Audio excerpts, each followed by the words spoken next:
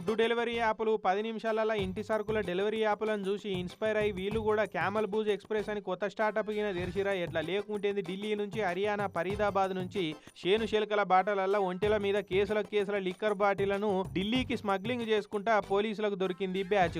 2 ఒంటెల మీద 42 కేసుల లిక్కర్ సీసాలను సంచులో పెట్టి పట్టుకొస్తున్నారట. పోలీసులకు ఎవరో ఉప్పందిస్తే ఒంటెలను లిక్కర్ డెలివరీ బాయ్స్ లెక్క మార్చి పడేసుడేంద్రా బాబు అని పరిశాన్ అయిపోయారు పోలీసులు.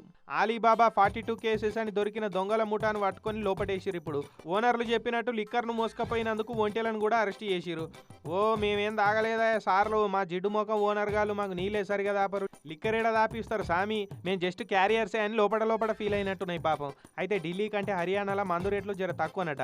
అందుకే ఆడికించి లిక్కర్ను ఇట్లా ఒంటెల మీద ఎవరికి అనుమానం రాకుండా తీసుకొచ్చి ఆన్లైన్ యాప్ల లెక్క డెలివరీ ఛార్జెస్ లేకుండా అమ్ముతున్నారట. అందుకే అనేది కిత్నే తేజస్వీలోగా అమారే పాస్ అని.